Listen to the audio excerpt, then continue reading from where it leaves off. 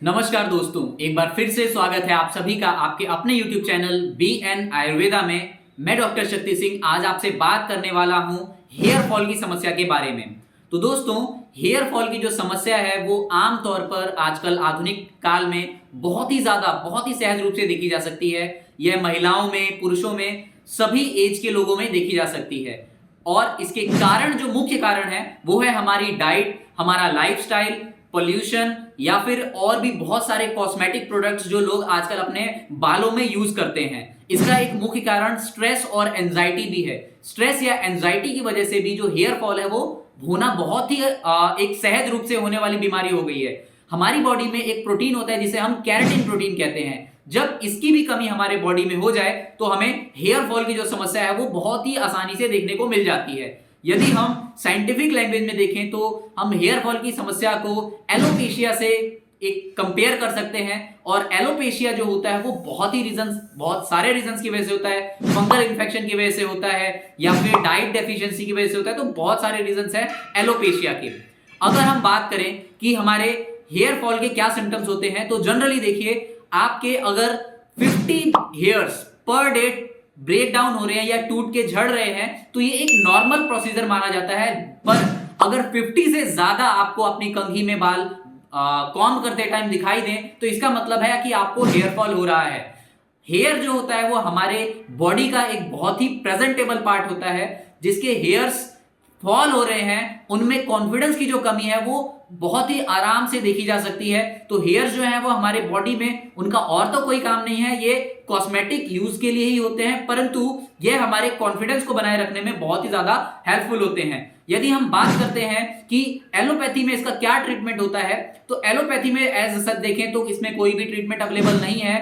Doctor सिर्फ अलग अलग तरीके के ऑयल्स या अलग अलग तरीके के सोप वगैरह एडवाइस करते हैं या फिर हमारे डाइट मॉडिफिकेशन करवाते हैं, केराटिन वगैरह देते हैं, मिनॉक्सिडिल दिया जाता है। परंतु इनका अगर हम देखें तो एज सच उतना ज्यादा कोई बेनिफिट नहीं है।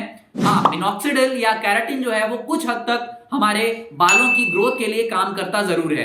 अगर हम बात करें आयुर्वेद की तो आयुर्वेद में बालों को झड़ने से रोकने के लिए बहुत सारी ऐसी दवाइयां हैं, बहुत सारी ऐसी औषधें हैं जिनका वर्णन हमें मिलता है। उनमें से एक है शिकाकाई, सतरीठा या फिर और भी कहें जिन जो हमारे ड्राई फ्रूट्स होते हैं। ड्राई फ्रूट्स में भी काजू, किशमिश, बादाम, इन सब के अंदर हमारा जो ऑयल प्रेजेंट होता है वो ऑयल हमारे हेयर फॉल को रोकने में बहुत ही ज्यादा मददगार होता है। इसके अलावा गोक्षुर या वात शामक जो औषधियां होती हैं उनसे सिद्ध तेल जो होता है उसका यूज करके भी हम अपनी हेयर फॉल की समस्या को रोक सकते हैं। तो दोस्तों, हम अपने लाइफस्टाइल को चेंज करके एंजाइटी और स्ट्रेस को थोड़ा सा साइड हटा के या अपने डाइट की मॉडिफिकेशन करके हम अगर इस हेयर फॉल की समस्या से निजात पाना चाहें तो बड़े आराम से पा सकते हैं। और आयुर्वेद में इसके बहुत सारे रिजल्ट्स देखे गए हैं कि आयुर्वेदिक मेडिसिन से कई लोगों को हेयर फॉल की जो समस्या है उससे निजात मिली है। और यदि हम बात करें कि इन्वायरमेंटल फैक्टर, तो इन्वायरमेंटल फैक्टर भी हेयर फॉल में बहुत ही बड़ा रोल प्ले करता है। यदि हम अपना इन्वायरमेंट चेंज करते हैं, हमारा